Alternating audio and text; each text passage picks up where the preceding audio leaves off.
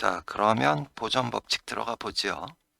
보존 법칙은 질량 보존, 운동량 보존, 에너지 보존 이렇게 세 가지로 볼 수 있는데 이 보존 법칙 자체는 새로운 게 아니죠. 새로운 게 아니고 뉴턴의 법칙을 우리가 현실 문제 다룰 때 조금 더 유용하게 사용하기 위해서 다시 정의했다고 보면 되지요. 좀 뭐 변화시켰다고 봐도 되고. 그럼 우선 질량 보존 법칙부터 들어가 보죠. 질량이 보존된다. 이건 뭐 너무나 당연한 얘기인데, 질량 보존 법칙을 우리가 정의하는 이유는 주로 이제 질량의 이동이 있을 때 조건을 더 얻기 위해서, 뭐 수학적으로는 사실은 조건을 더 얻기 위해서 정의하는 거죠. 그런데 뭐 앞에 잠깐 얘기했는데 아인슈타인의 뭐 특수상대성 이론에서는 속도가 있으면 질량이 변화한다. 뭐 이런 얘기가 있는데 얘는 사실은 주로 기술 문제는 현실 문제죠.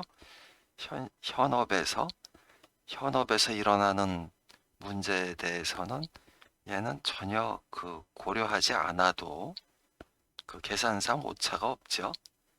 우리가 이제 기술 문제 다룰 때 어디서 오차가 발생하느냐 하는 게 굉장히 이제 중요할 수가 있기 때문에 그래서 뭐 언급을 하는 건데 이건 한번 계산을 해보면서 한번 보죠. 예를 들어서 시속 3000km로 1톤짜리 물체가 운동한다고 가정을 해보죠. 그랬을 때 우선 여기 C분의 V제곱이 얼마나 되는지 얘를 계산을 해보죠.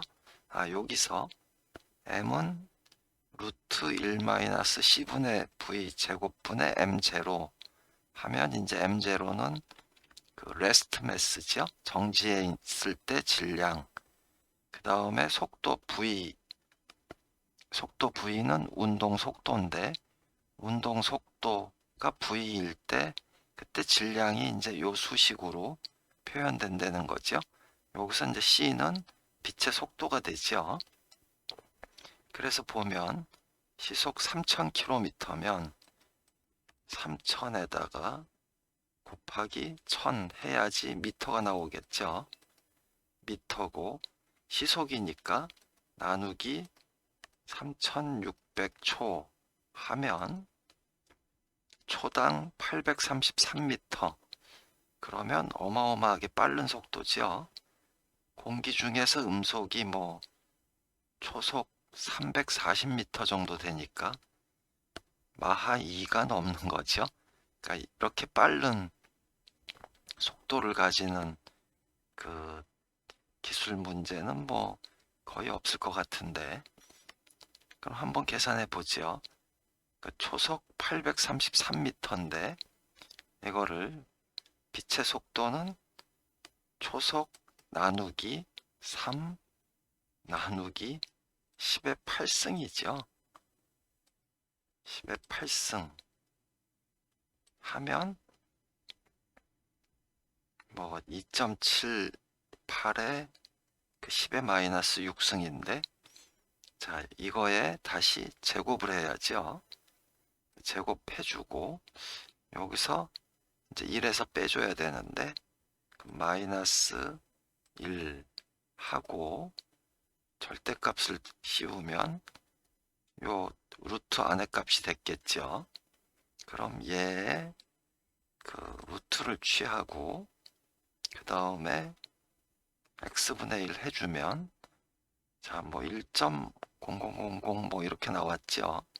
여기에 곱하기 1톤이니까 1000km 이렇게 하면 뭐 음속의 2배 이상의 속도로 가고 있어도 질량의 변화는 뭐 0.000000 뭐 4 정도, 4kg, 뭐 g으로 따져도 뭐 여기 0.000004 뭐 이 정도 차이가 난다는 거죠. 그래서 뭐 질량은 우리가 현실 문제에서 뭐 고려를 그 변화가 전혀 없다고 생각해도 그 계산상 오차는 거의 없겠죠. 그 다음에 이제 운동 에너지도 그 mc 스퀘어 마이너스 m0c 스퀘어로 이렇게 된다고 하는데, 이걸 한번 계산해 보면 여기서 이제 1000을 빼고 빛의 속도를 곱하면 되겠죠. 마이너스 1000 해주고 여기다가 곱하기 3 곱하기 10의 8승 해갖고 또 제곱이니까 곱하기 3 곱하기 10의 8승 이러면 이제 얘가 운동 에너지가 되겠죠.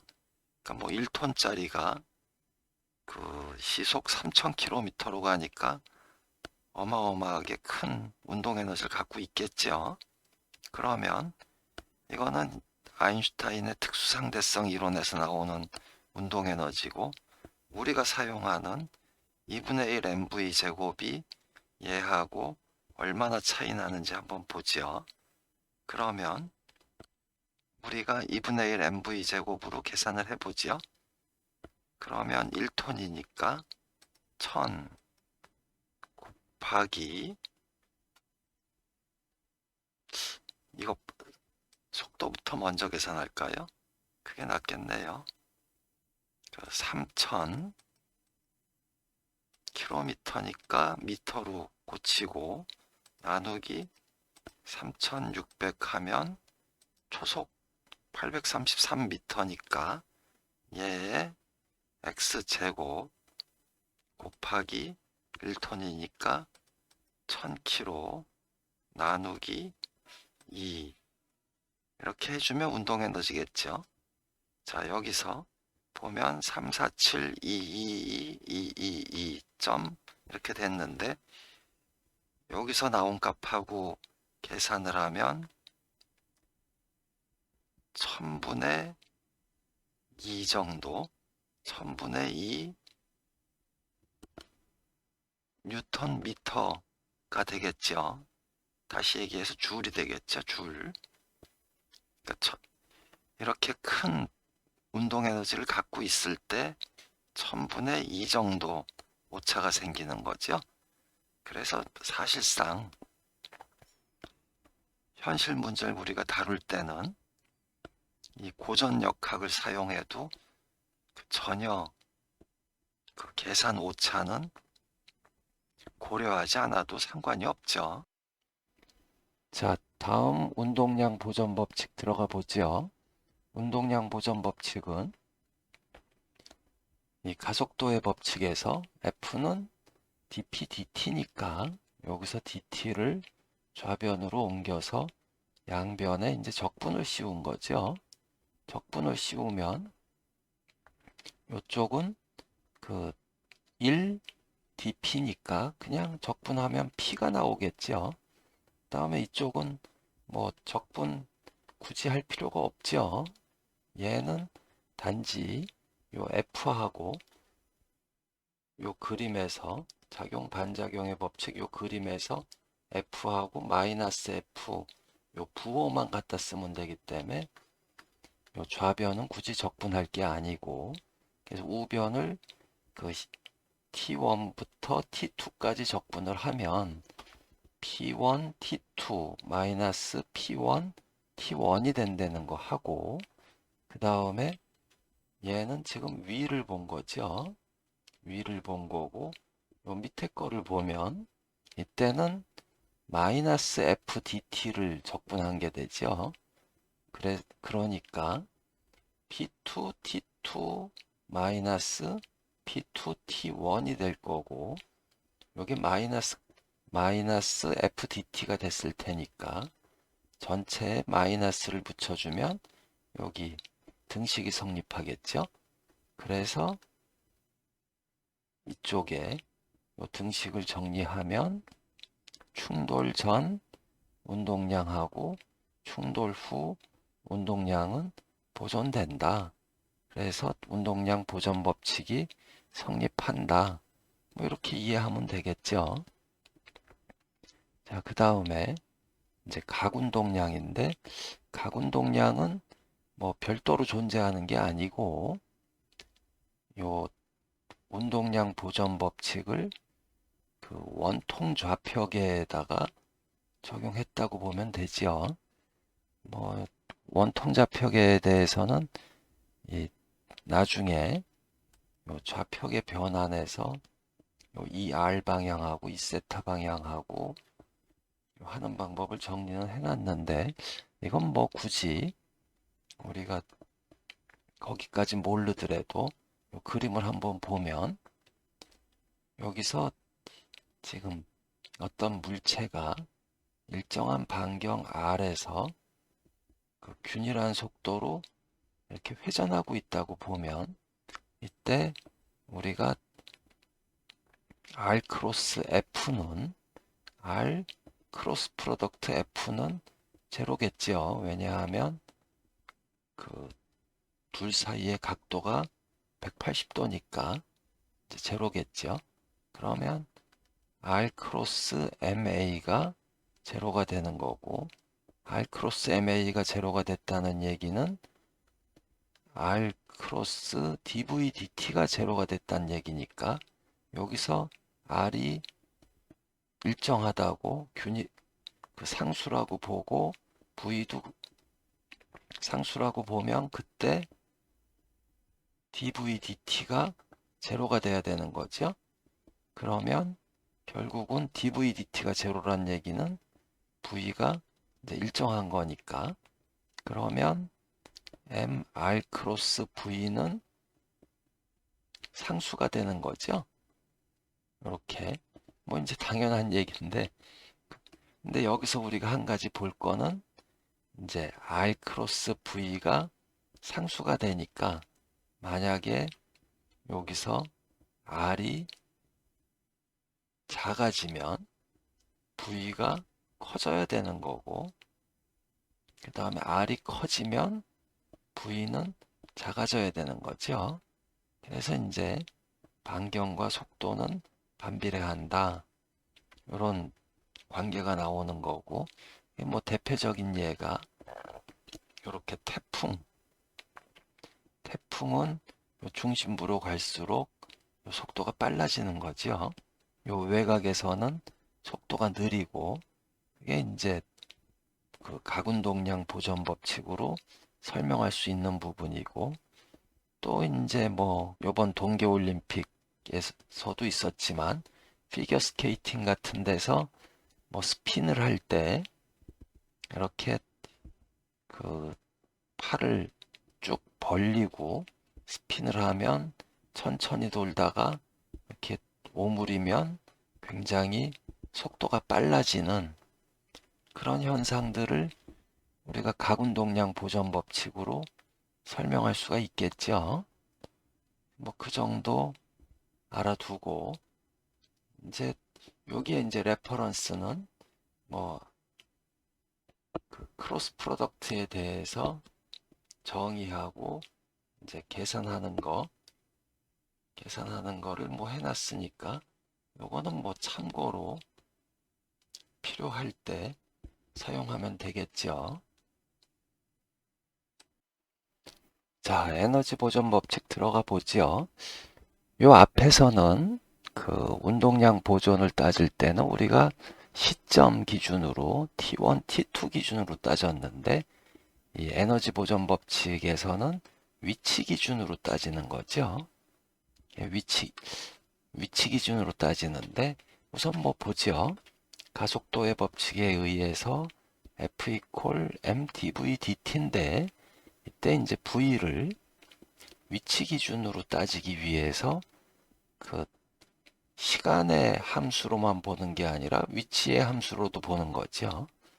그래서 V를 그 시간과 위치의 함수로 보면 dv dt는 라운드 V 라운드 t 플러스 라운드 V 라운드 x dx dt가 되는 거고, 이때 dx dt는 바로 이렇게 가는 게 x니까 바로 V가 되는 거죠. 그래서 라운드 V 라운드 t 플러스 V 라운드 V 라운드 x가 되는데, 이때 내가 관심 있는 거는 x0에서 하고 x1에서이기 때문에 시간은 관심이 없죠. 그래서 라운드 V 라운드 t는 0이고, 그랬을 때 f는 mdv dt에서 mv dv dx로 쓸 수 있는 거죠. 자, 그래서 이제 이렇게 쓰면 여기서 dx를 좌변으로 옮겨주면 fx dx는 mv dv로 쓸 수 있죠. 그 다음에 양변에 각기 이제 x0, x1에서의 그 fx를 적분을 하고, 그 다음에 속도 v에 대해서 v0, v1 이렇게 적분을 해주면, 자, 여기서 이제 좌변은 그 vx는 위치 에너지죠. 포텐셜 에너지인데 vx는 마이너스 fx dx로 이렇게 정의를 해주게 되면 우변이 2분의 1 mv1 제곱이 v1 제곱 마이너스 2분의 1 mv0 제곱 이렇게 나올 거고, 이제 좌변은 마이너스 v x1 그 다음에 플러스 v x0가 될 테니까 정리를 하면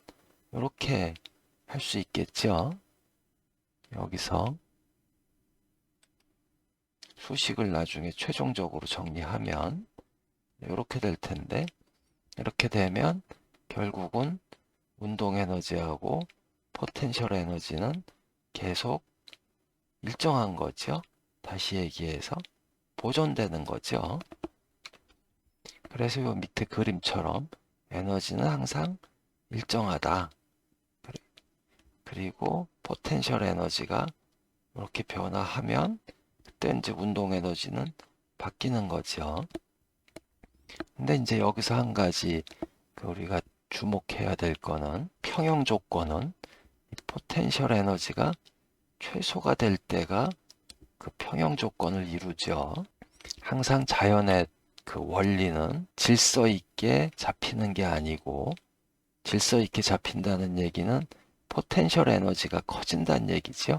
이렇게 예를 들어서 탑을 쌓는다 그러면 탑을 이렇게 위에까지 쌓다 그러면 포텐셜 에너지가 커졌겠죠. 요 위치 에너지가 커졌으니까. 근데 그게 평형 상태가 아니고, 그 오히려 포텐셜 에너지가 최소가 돼서 이렇게 무너지는 상태, 그때가 이제 평형 조건이 되는 거죠.